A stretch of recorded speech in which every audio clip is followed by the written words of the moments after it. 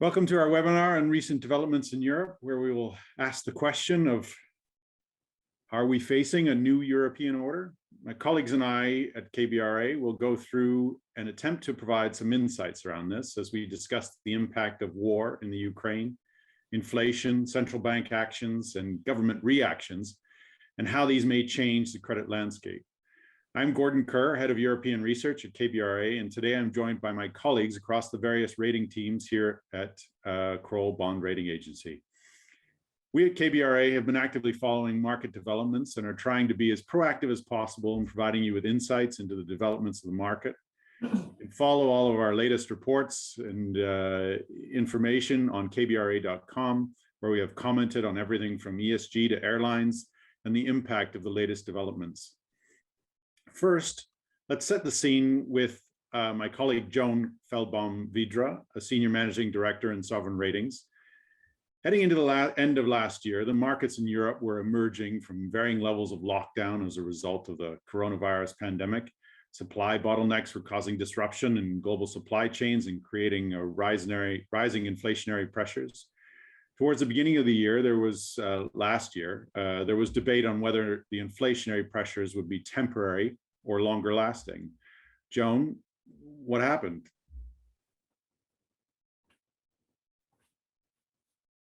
Thank you, Gordon. I'm very happy to be here to help frame this discussion.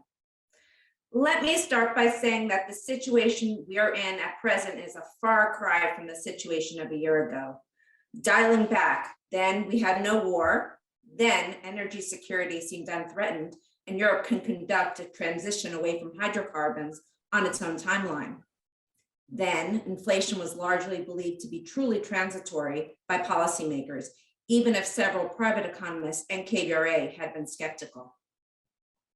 Dialing forward, now we're seeing inflation just about triple the level of central bank targets and threatening to rise beyond these points. Rates are rising, congruent with these new risks. Now, the growth outlook for Europe is also dimming. Consensus forecasts are for growth of 3.7% for the EU this year. We worry that that won't be achievable. And also now, some economies in Europe are dealing with the humanitarian refugee crisis, which provides further dislocation to this very dynamic situation. And just like the situation with COVID, we are expecting forecasts will shift radically, given how fluid the situation is. In terms of our rated universe of outstanding ratings, of course, a lot depends on the length and complexion of the war, the performance of energy prices as a key input into production, and in turn, how inflation develops. Russia is not just an oil producer. It and Ukraine are exporters of many commodities, including wheat. There's no question the morphing of the COVID virus and infections in Europe and Asia are also an important part of this mix. Lockdowns in Asia are exacerbating supply chain driven inflation while also quelling global demand. So there's a lot to monitor in this very fluid situation. Thus far, the immediate impact of inflationary pressures has been limited on a rated universe, as our analytical processes generally account for some degree of varying economic stress. However, the longer inflation does persist, the higher likelihood of recessionary forces that could impact rating performance. Furthermore, even with a peaceful settlement, we are in uncharted times, and there are second and third order effects of the current state of the world economy, including the unprecedented sanctions that may manifest themselves over time and contribute to further economic dislocation. It's a challenging situation for policymakers. The Bank of England has hiked 3 times by modest amounts, and the ECB is adjusting through an accelerated tapering of asset purchases, delaying rate hikes for the moment. These actions by policymakers could be described as quite measured given the inflation dynamics, and these measured moves underscore concern about the fragility of recovery and growth. Now, not all is negative, of course. The war seems to be accelerating greater unity in the EU, something that was already catalyzed by COVID-19. This is a remarkable political shift in KBRA's view.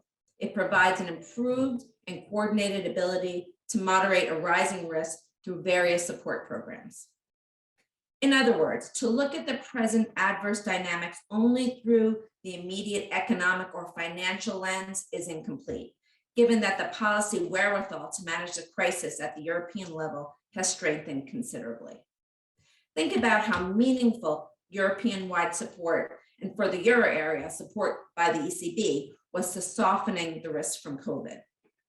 This evolution in the institutions of Europe, underpinned by strengthening support mechanisms, is a structural change that will help put up some guardrails for risk, even if, of course, not fully ameliorating them. And we at KBRA will watch how this trickles down to affect individual sectors and asset classes. Now, the war is a critical part of these risks, of course, on the horizon. And in terms of inflation, energy dependency, and growth, a speedier resolution, whatever the shape it takes, and the new political risks that it presents and introduces would probably be constructive to credit risk. However, that doesn't mean that transactions exposed in some way to sanctions or to the Russian, Ukrainian, or Belarusian economies won't be impacted. Conversely, lack of resolution of the war could amplify risks through the channels of growth, investment, inflation, especially of energy prices. Solutions to soften the energy supply crisis are still elusive, but that is another area of fluidity that will be watched closely. Thank you very much, Joan. Now let's turn to Ken Egan from our European Sovereign Ratings team. With that backdrop, Ken, KBRA follows upwards of 50 sovereigns, including much of Europe. These credit views are important to the work we do across the asset classes here in Europe. With the backdrop provided by Joan, how do we see this conflict impacting the European part of our sovereign portfolio? Yeah, I think, purely in economic terms, there's various aspects to this conflict. Firstly, what I'd say is our outstanding sovereign ratings in Europe have emerged strongly from the pandemic, good growth rates last year. However, many are carrying elevated debt levels and fiscal balances remain stretched. How debt will be viewed in the post-pandemic and new monetary policy environment remains to be seen.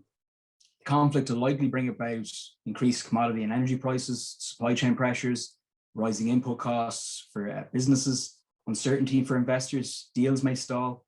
Rising inflation erodes consumer incomes. Consumption will likely sour as investment and consumer confidence takes a hit. So across Europe, the macroeconomic outlook is quite clouded. Our rated European sovereigns look well placed to be able to handle these headwinds, and there are supports available, particularly from the wider EU institutions and the ECB. The European Commission has already stated it will remain agile and flexible to try and cope with the impact of the conflict. Borrowing limits, which are currently suspended, likely to stay this way until next year. And as Joan noted, the growth slowdown and pressure on government revenues is something that we expect to occur. And that reflects emerging difficulties in the real economies in KBRA's rated sovereign universe. So the big question many investors will have is what changes we can expect to see. I mean, are we likely to see any movement going forward?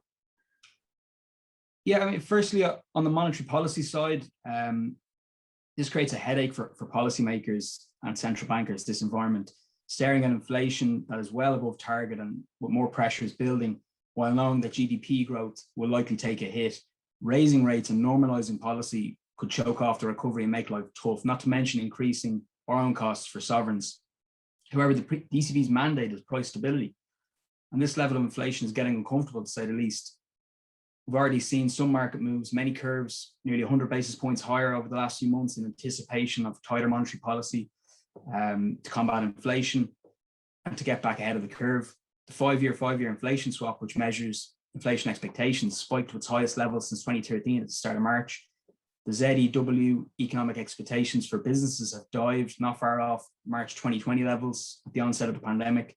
Massive equity outflows, not just in the euro area.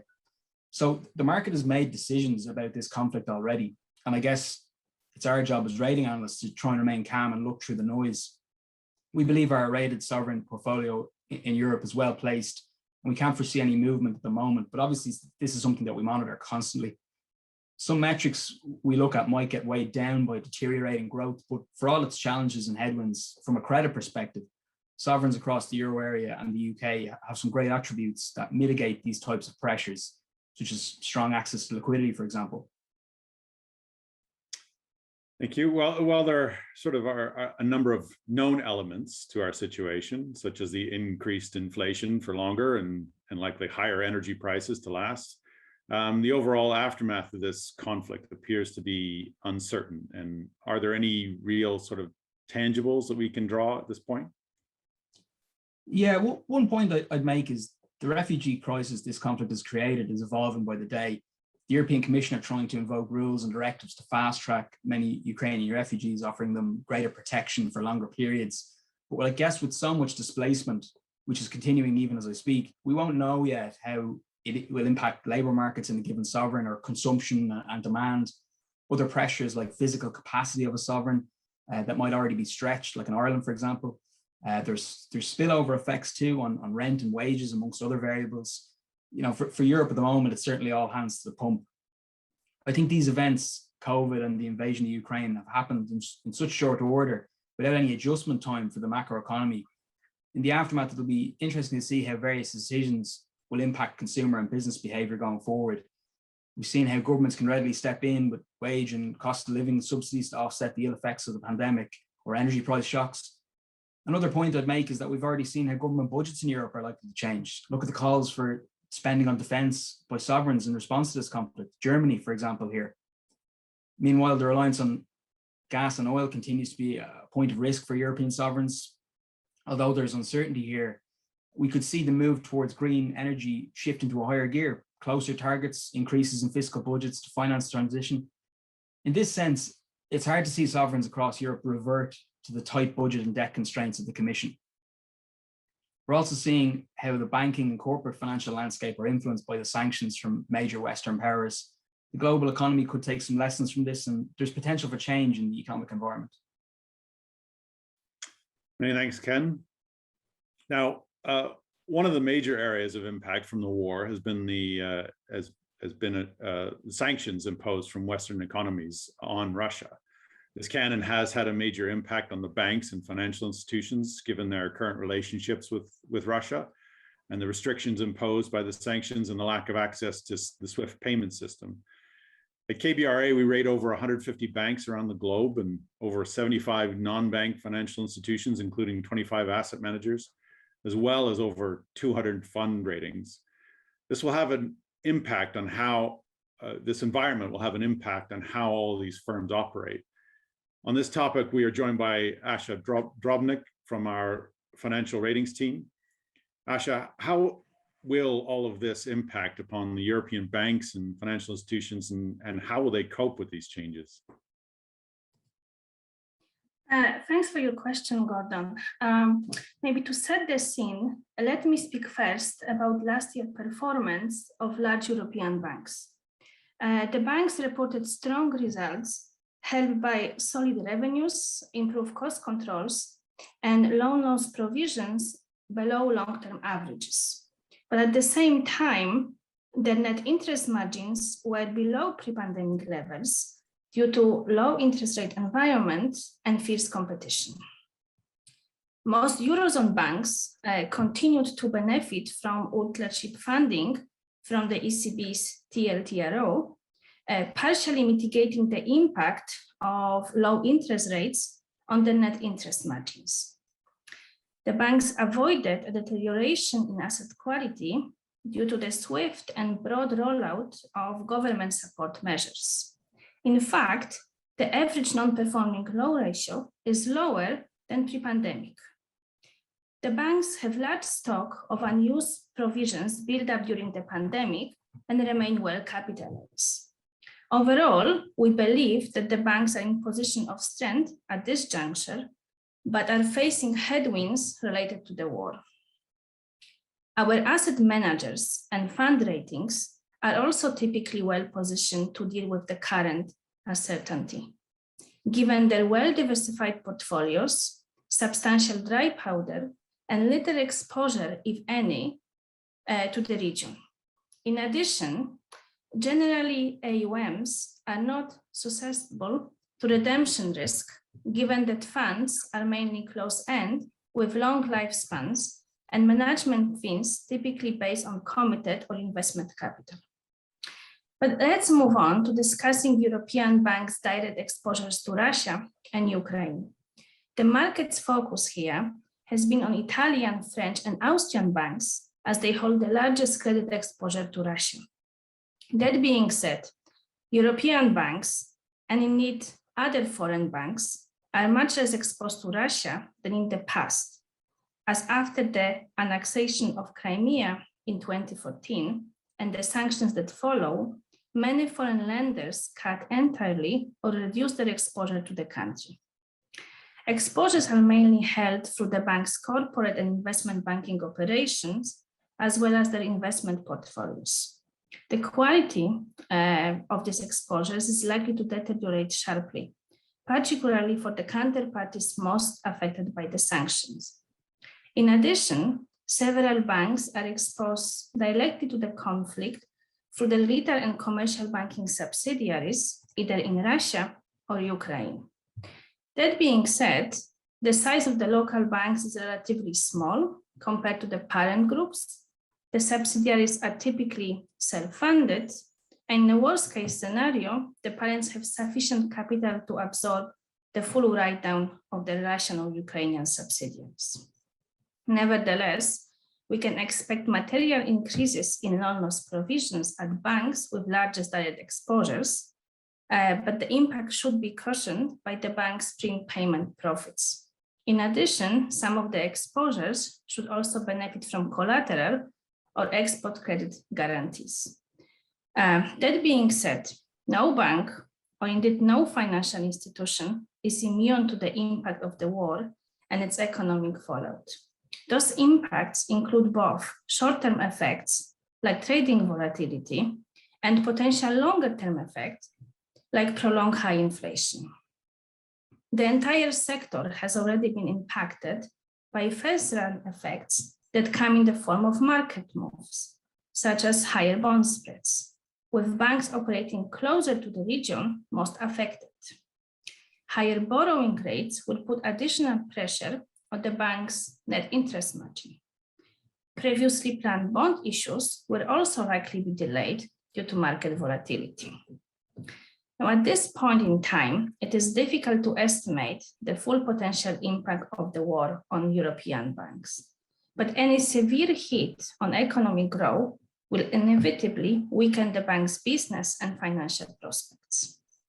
Prolonged high inflation, especially considering the energy price shock, is likely to lead to a weakening of banks' asset quality metrics over the longer term.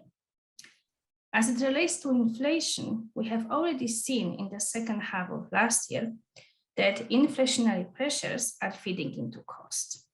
And this is in addition to increased regulatory costs and accelerated investments in technology, which are even more important now in the light of increased risk of cyber attacks. Complying with sanctions imposed on Russian counterparties also creates compliance and operational challenges to the banks. Further to that, lower economic growth would inevitably translate into slower loan growth or even loan contraction. As mentioned, market volatility and economic uncertainty are already translating into higher borrowing costs. Given all of this, the ECB's decision to wind down asset purchases sooner than planned was a surprise for analysts who had broadly expected the central banks to hold off until it could better understand the economic impact of the Ukraine crisis. This decision means higher funding costs for the banks that need to refinance the ultra-cheap LTRO. The ECB has also been preparing to raise rates towards the back end of this year, although now appears to hold off. On the other hand, the UK banks and European banks with large US dollar balance sheets should be positioned to benefit from rising interest rates in the UK and the US. However, the benefits will likely be diminished by expected reduced economic activity, ergo lower loan growth, and inflationary pressures. All of the above translates into lower profits due to reduced revenues and higher loan loss provisions, and weakening asset quality. Thank you very much for that, Asha. Now, one of the major areas that you highlighted there for the financials is the risks to their actual loan book. Loan books could be pressured by the impact of various pressures on businesses, as highlighted by both Joan and Ken and Asha.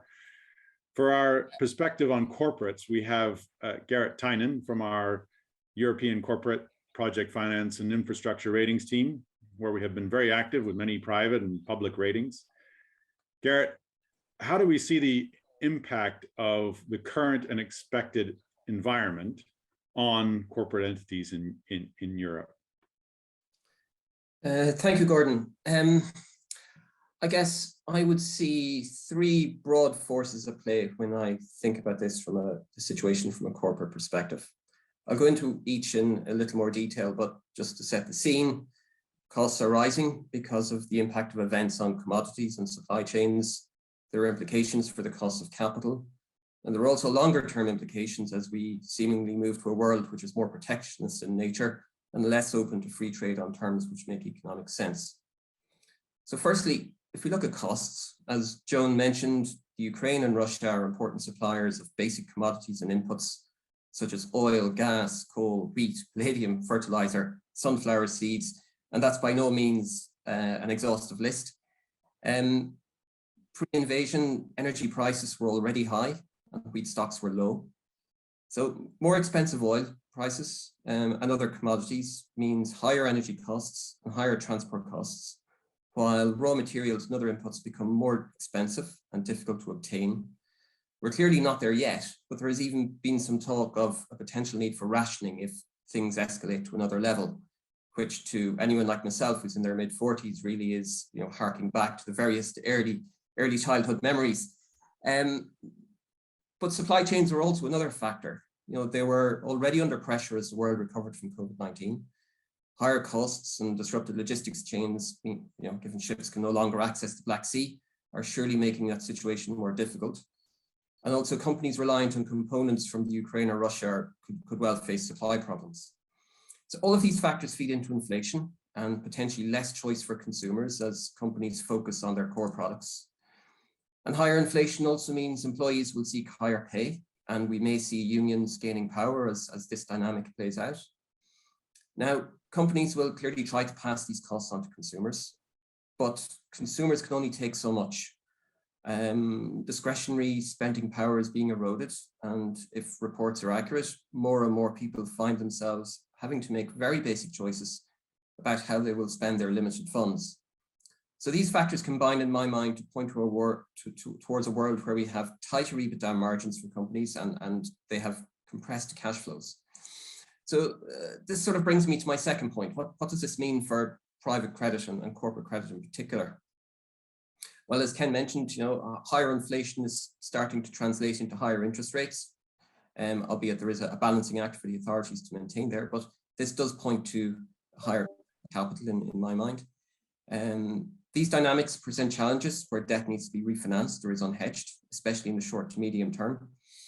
And tighter margins can be expected to have consequences for companies which have taken on greater levels of debt in recent years and have built forecasts and deleveraging plans around the ongoing availability of cheap debt, improved margins and growing revenues, which are now unlikely to materialize in the current environment.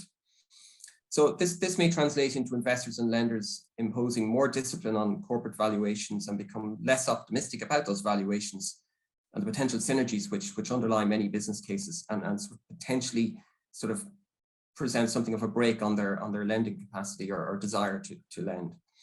But then sort of taking a broader view, the world economy in recent decades has evolved around free trade and just-in-time concepts. Companies could keep inventories low because it was easy and cheap to import goods from the other end of the planet. But high transport costs present a challenge to that model, and there are also signs we are continuing to move to a more protectionist world. This was already a concern, but the impact becomes more severe if we're moving to a world divided into a Western bloc and a bloc dominated by Russia and China. So pulling all of this together, I think there are some defensive sectors which provide essential services which should be relatively okay. For example, we rate infrastructure corporates in sectors such as district heating, towercos, and fibre. And I would expect these to ride out the storm, given the essentiality of the services they provide. I expect their task really will be to determine how much inflation can be passed to the consumer without prompting a government response. Other sectors which are more directly exposed to higher costs and provide goods or services which are more discretionary from a consumer's perspective are probably likely to face a tougher time, in my opinion. Does this mean we'll see weaker credit profiles and more corporate insolvencies? Unfortunately, in many cases, it's hard not to see how. Many companies have geared up in recent years and will struggle to manage their debt burdens if this environment continues for an extended period. And while experienced management teams will always find a way through crises, they can't all be successful, and some will make mistakes and others will be lucky. So overall, or unlucky rather, overall, this is an evolving situation, and I expect it will be some time before we have a true sense of the impact of current events. And there's always surprises as new opportunities emerge and management teams react in unexpected ways as they navigate the turmoil. So for example, we could see a greater push towards renewable energy where we have a large rated portfolio. So I think we'll continue to watch events with interest. Thank you very much, Garret. And now shifting focus to the structured finance world, and in particular, the one area that you highlighted, the leveraged portion of the corporate space. Would like to bring in Gabriele Gramazio from our CLO ratings team, where we've been an active player in rating broadly syndicated loan CLOs. The impact that this situation could have on corporates, as highlighted by Garret, will likely hit the structured finance CLO world.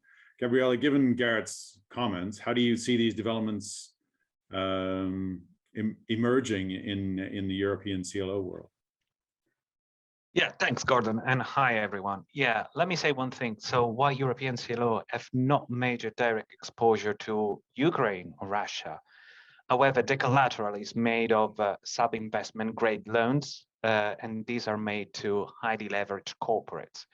So we would expect, therefore, that the negative factors that have just been listed by Garret, so the higher cost, lower margin, will put downward pressure on the already high leverage debt ratios of this company and could impact, in some cases, their ability to service the high level of their debt. Now, how this compare, so the current economic situation with what we have been through during the COVID period. So it probably is going to be very different, at least from a CLO perspective. So what we have observed that during the COVID, the distress was really concentrated in some specific industries. So the most impacted in terms of either defaults, but also rating downgrades, were transportation, oil and gas, and also casino, hotels, leisure, and entertainment. So the distress was really focused on these sectors. Now, with this crisis, which of course it really depends on the length and the depth of the conflict, the impact, I believe, will be felt across a wider range of industries, although of course we would expect to be somehow more prominent in more cyclical business. Now, as the level of the correlation in the CLO portfolio increases, because of the external shocks that Garret just said and all the other have listed, on the demand and on the supply side. So I think the focus would be more on the idiosyncratic risk. It will be on the ability of each individual high-yield corporate to deal with higher cost and reduce revenues at the same time. In this context, companies that have increased their debts in search for liquidity to sail through the COVID period could struggle again. Now, European CLO structure are both very well diversified in terms of industries, but also in terms of borrower concentration. So this characteristic helps structure to deal with sectoral stress, like the one for the COVID, but also in terms of individual corporate distress. In addition, the portfolio managers, they actively select the credit And what we have seen is that during the COVID period, actually, the number of defaults in the underlying CLO were lower, slightly lower, I should say, compared to the entire universe of high yield loans. Now, in this kind of environment, we do expect that the manager performance could vary potentially, with some managers doing better than the others because they choose the right credit. So we have some interesting times ahead of us for the CLO market, but just quickly, where do we stand today in the market? Look, I think we do have a good starting point because you know, when I look at the risk of the underlying portfolio, and you know, sometimes we focus on the triple C rated loans because these are like really the riskiest piece. These have been diminishing constantly over the last year. In some cases, in the CLO that we monitor, these have halved. Most of the CLO that we see in the European market actually are close or above their target reinvestment par. That means that they have a very good level of over-collateralization to start with. This will help them to deal with any potential downgrade in the underlying collateral or to deal with defaults. Additionally, what happened last year is that there was a sort of frenetic refinance activity for corporate borrowers. That really means that some of these issuers push their refinancing wall farther in the future. That really mitigates a short-term increase in their funding cost, which at the moment, so until not long ago, they were at historical low. So this potentially could limit the number of defaults, at least in the short term. Thank you very much, Gabriele. Now moving on to a related but different area of the structured finance markets, we take a look at the ABS market with Kilian Walsh from our ABS ratings team, where in this market you can find a real diverse portfolio of different types of collateral. The impact of the current market can really differ depending on the collateral. At KBRA, in the ABS universe, we rate many transactions in everything from autos to student loans to trade receivables to solar ABS and aircraft ABS, and the list goes on. Kilian, perhaps you can walk us through some of the areas where the current situation is likely to impact upon portfolios. Sure, Gordon. As you say, it's a broad spectrum, but I suppose starting with the broad generalities and an observation across ABS sectors is that the economic conditions and inflationary pressures that exist at the moment won't have an immediate impact, but obviously ratings will be and can be subject to volatility if those inflationary pressures persist. And kind of zoning into, as you mentioned, the wide spectrum of asset classes, in terms of those directly impacted by the Russian-Ukraine crisis, obviously one of the key ones is aircraft ABS. We note that of the 63 rated, KBRA rated aircraft ABS transactions, 29 of those have some exposure to Russian lessors. For the remaining transactions with no exposure, we consider the impact to be more minor, and we don't foresee an immediate impact. Other asset classes which have across the global KBRA's rated ABS book where there is certain Russian-Ukrainian exposure include 4 wholesale business securitizations, but again, exposures are under 2.4% by store count. There's a container deal with exposure less than 10 basis points, and certain TV and syndication and music royalty deals have exposure, but in those instances, it is also under 1%. We also have an international student loan deal, but again, that has less than 1% of exposures to students currently residing in either Russia or Ukraine. But speaking more broadly and looking at the broader kind of context going forward, as mentioned by, I think, well, most people, but specifically by Gabriele and Garret, the effect of the conflict on global supply chains is likely to continue to exacerbate certain supply chain challenges that were already under some strain through the pandemic and will certainly have some impact on SME exposures and corporates. I think Garrett's alluded to the fact that SMEs and the impact on those will be driven by industry-based trends. Again, similar tones to the pandemic, where specific industry sectors are likely to be impacted more from rising commodity costs. And clearly the SME's ability to pass those costs on will be key and imperative to their survival. It's likely that such supply chain challenges will impact receivables-based transactions as well, as disruptions and delay in shipment and procurement of certain goods will cause uncertainty in certain sectors. Kind of more broadly as well, the conflict has brought Europe's reliance on oil and gas from Russia, Ukraine under the spotlight, and this will likely lead to a policy-driven focus to shift to more sustainable-based energy sources across the continent. In fact, KBRA released a report on this topic on Monday titled Diminishing Russian Carbon Reliance, Funding the Household Renewable Transition in Europe. This report highlights that the challenges associated with transitioning away from the dependence upon Russian energy and accelerating the migration to carbon neutrality have come to the fore with the onset of the war in Ukraine. There are many challenges to this transition. One necessary area of focus is the opportunity for households and small businesses to participate in this transition. This may see asset classes that heretofore have been present in the US more predominantly, such as PACE and solar loan and lease transactions, gain more momentum in a European context. Finally, and I know it's been a trend throughout the discussion today, I referenced the inflationary pressures that are likely to persist across Europe, at very least in the short term. So in terms of the consumer, the impact will become more pronounced as this persists, and KBRA continues to monitor this closely and remains in discussions with its various originators about their ongoing underwriting strategies and changes to same.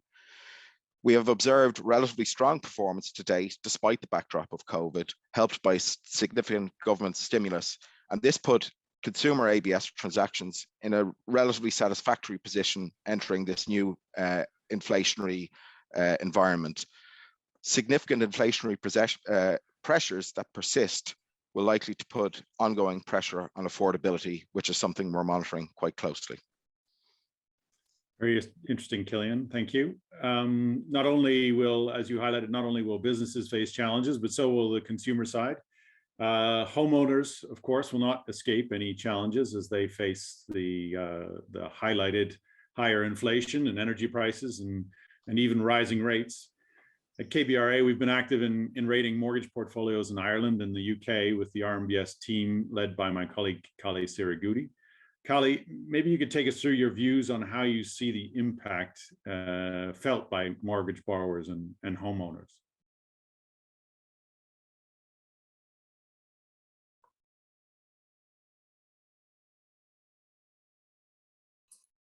Thank you, Gordon. I wasn't muted, apologies for that. Okay, so as far as the RMBS performance is concerned, we are looking at two separate sectors in the RMBS space, the owner-occupied loan sector and the buy-to-let sector. And both these sectors are expected to be affected by increase in delinquencies, given the background we have of the expected higher cost of living and the expected increase in mortgage interest rates. Specific to owner-occupied, the increase in delinquencies will be observed more for variable rate loans, loans recently restructured, and loans to borrowers who are categorized as vulnerable. Now, lenders and servicers are expected to offer suitable moratoriums or or offer alternate arrangements to pay before any thought of foreclosure. Any increase in defaults are expected to lag 6 to 18 months after a failure of a restructure in the UK and relatively longer in Ireland and other jurisdictions. Now, again, on restructures, we've observed that lenders and servicers look at the disposable income available to a borrower and which is expected to contract in the current scenario. So KBRA certainly expects that there will be relatively more restructuring activity as far as delinquent loans are concerned. Moving to the buy-to-let sector, the performance here can be expected to be relatively better as compared to how the owner-occupied sector may be affected. Buy-to-let loans in general have a cushion to absorb rate increases. You generally see origination criteria where the affordability is tested on a minimum coverage of 125% for the monthly repayments. And then further, a stable expected performance is also supported by the observed increase in private residential rents, which is common to UK and Ireland as well. Of course, big cities like London in recent times haven't seen a growth in rents at all. So there may be loans outstanding there, which may relatively be more affected. Many landlords have actually locked in rates with increased 5-year fixed take-up in recent years, as evidenced by the 5-year fixed rate concentrations in buy-to-let transactions. And that means that these landlords will be insulated for a time from any rate increases this year or the next. And lastly, what we observe specifically in the UK, that landlords with a portfolio of properties are expected to fare better, notwithstanding some delinquent tenants, which is also a phenomenon observed during the pandemic period, where a lot of tenants were not able to keep up with the monthly repayments. The severity and the length of the inflationary period, and if an economic recession or an increase in unemployment, may mean that mortgage borrowers in general are affected worse. But the likelihood of these is currently unknown. So we reserve any comment on that for the moment. As far as the KBRA rated RMBS transactions in the UK and Ireland are concerned, a rise in delinquencies or restructures may not necessarily affect the payments on the liabilities of issuers adversely. Now, issuance structures in RMBS are usually supported by reserve funds or other liquidity features, which means, which is common to what we've observed during the pandemic period, where there was rise in delinquencies, but then there were no necessary issues, liquidity issues for payment of liabilities by issuers in RMBS transactions. A reversal in the current inflationary trends and or end to the war may mean that the mortgage sector is amongst the first to rebound, given borrowers' priority to service a mortgage debt. A quick word, Gordon, on just house prices. Since the beginning of the pandemic, house prices in most jurisdictions have, in Europe and UK specifically, have risen. The rise ranging between 5 and 24%. The house prices were supported by the increased savings rate over the pandemic period and a low interest rate environment, and an urge for individuals homeowners to move away from city centers to relatively bigger properties with a garden, etc., given the benefits of space given lockdown. Now, going forward, KBRA expects overall housing transactions activity to diminish with modest decline in house prices over this year and the next. And this will be driven by the fact that you're expecting reduced affordability for house purchase, which in turn is driven by increase in cost of living and interest rates. KBRA expects first-time buyers to postpone house purchase decisions for a more favorable economic environment. Severity of any house price decline will depend upon, again, I've made the statement about how performance may be affected beyond KBR expectations. Now, that's dependent upon that severity of inflation and any prolonged high inflation combined with an economic recession. But the likelihood of these is, as I said before, currently unknown. And lastly, the supply of housing units in the jurisdictions we've been monitoring across Europe and UK, that supply still remains at low levels in most, and which may be the only factor supporting house prices. With that, I hand it over back to you, Gordon.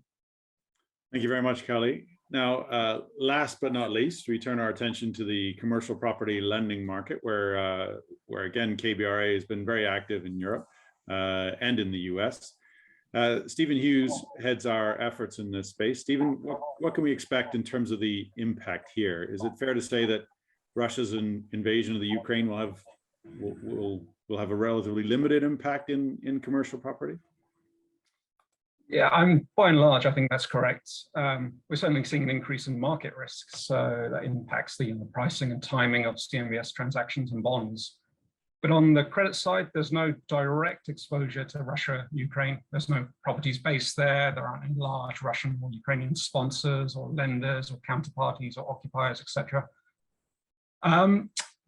But that said, it kind of depends how the economic conditions unfold. So if we do enter a recessionary environment and it can impact the broader economy, then it is conceivable that some ratings could come under pressure.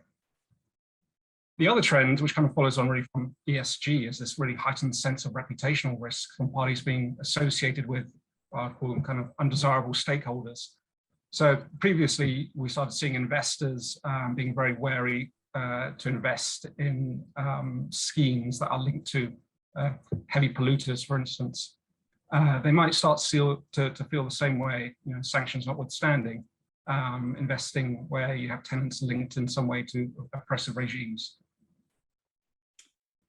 So European CMBS though is predominantly a floating rate market.